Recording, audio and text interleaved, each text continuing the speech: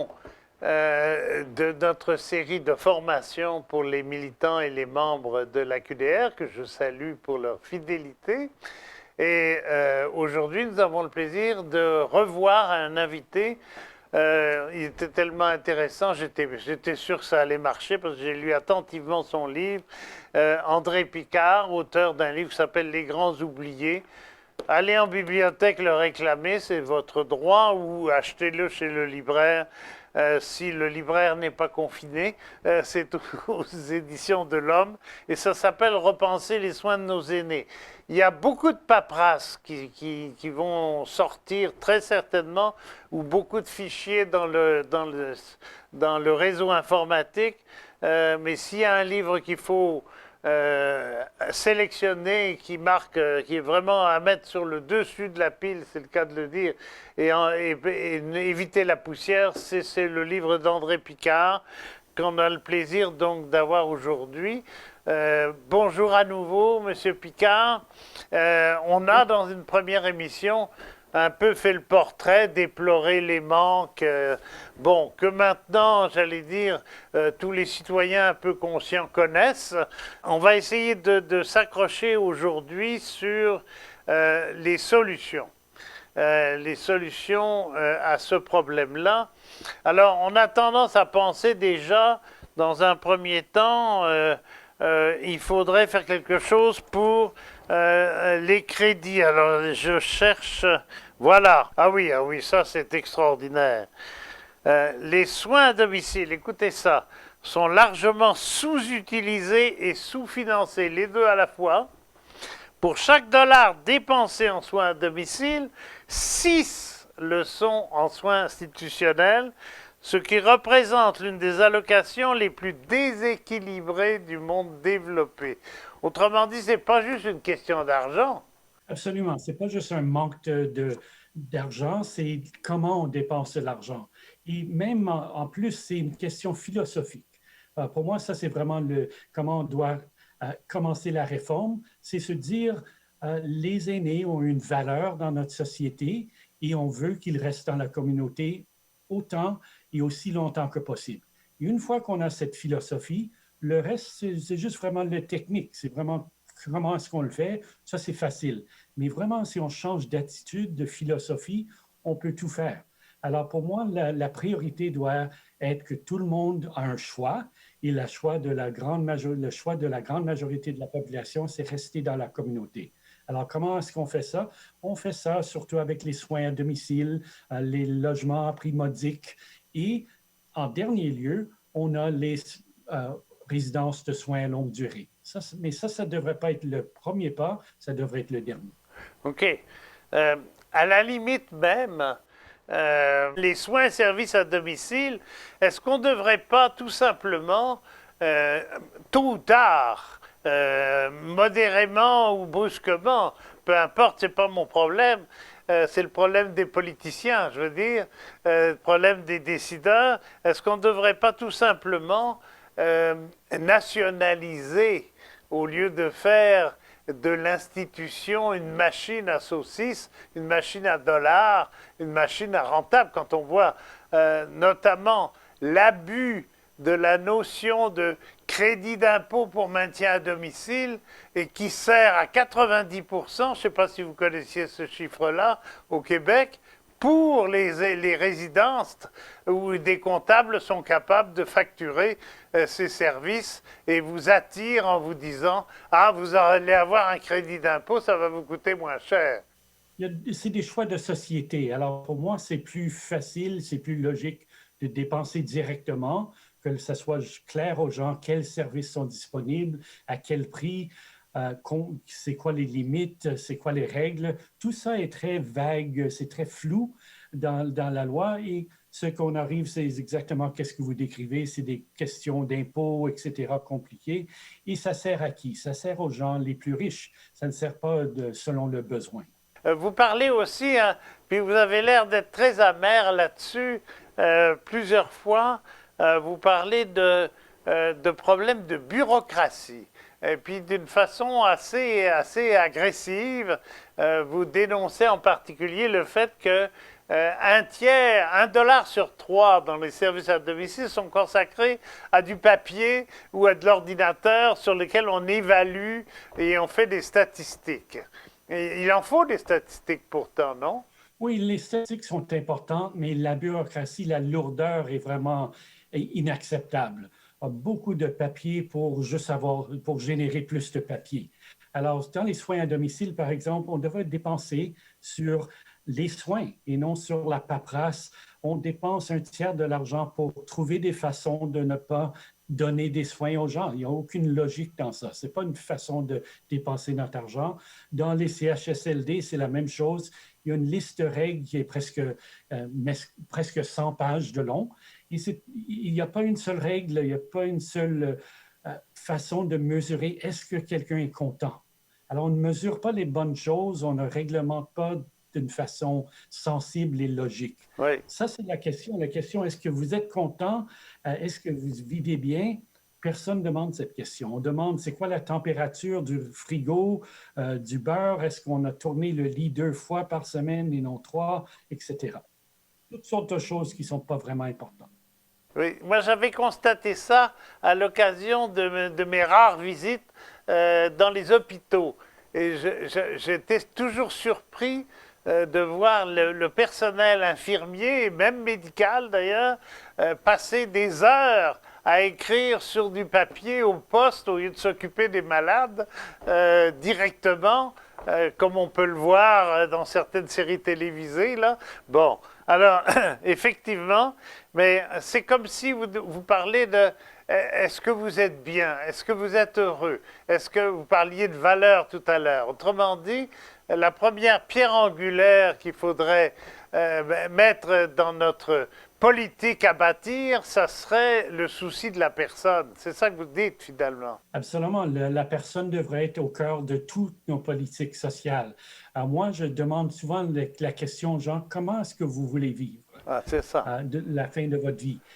La réponse est toujours la même. Je veux vivre avec autonomie, avec dignité, avec respect. Ça devrait être nos priorités. Toutes les autres choses sont secondaires. OK. Alors, comment se fait-il que nos politiciens sont sourds? Bien, ils sont sourds parce qu'on leur permet d'être sourds. Ah. Nous, dans le public, on doit prendre le blâme. On n'insiste pas sur ça. Oui, on est scandalisé. Il y a plusieurs milliers de morts dans les CHSLD, mais est-ce qu'on va être encore scandalisé dans 1 mois ou 3 mois quand tout le monde est vacciné? Je trouve qu'on est déjà au point où on commence à oublier. On passe à d'autres choses. Okay. On ne doit pas se permettre d'oublier. Oui. Est-ce que c'est pas en grande partie parce que on considère justement que les vieux, les aînés, comme on dit, mais j'ai 79 ans, donc je peux parler comme ça, parce qu'on leur refuse finalement l'exercice de leur citoyenneté.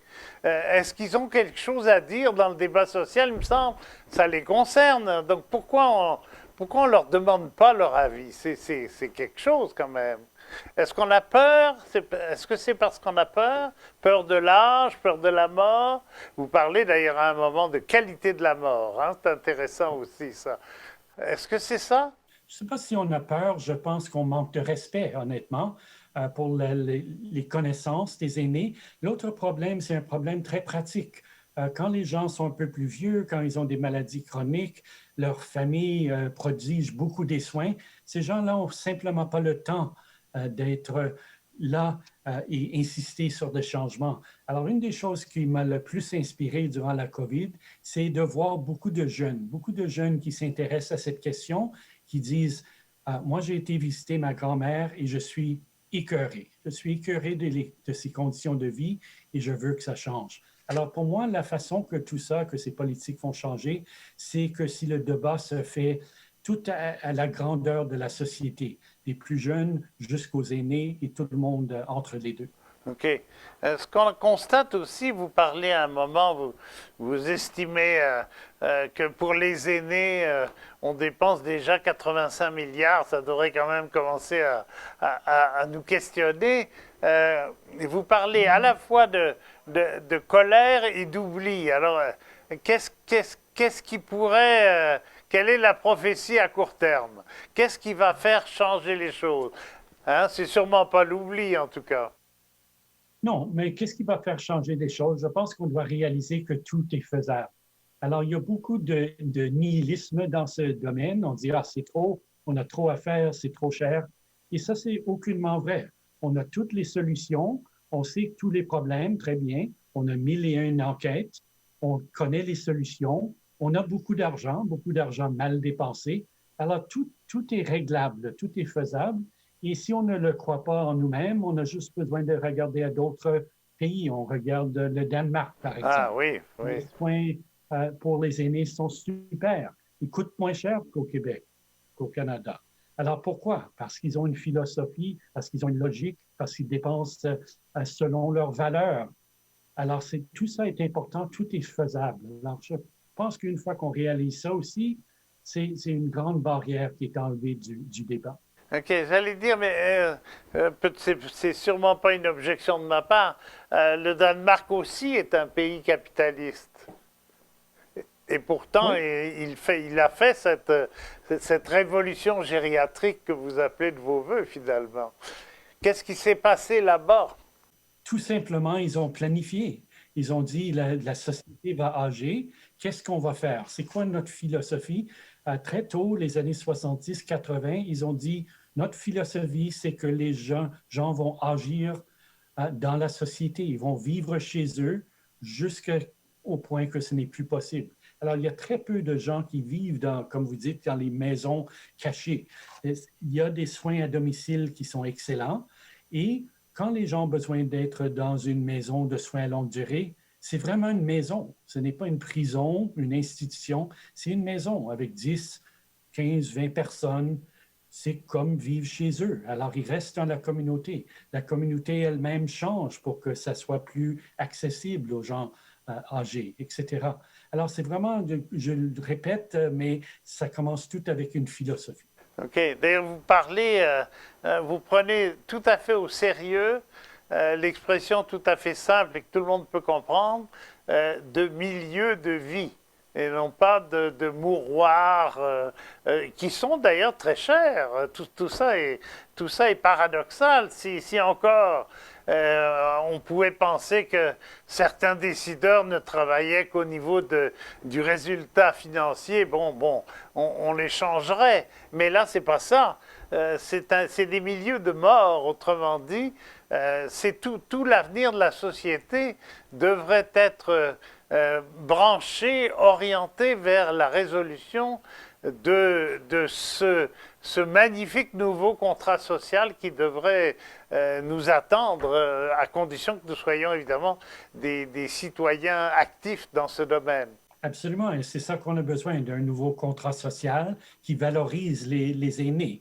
Et la question de mort, la mort est importante. Tout le monde va mourir. La plupart des morts, c'est les gens plus âgés. Alors, rendons leur fin de vie plus belle.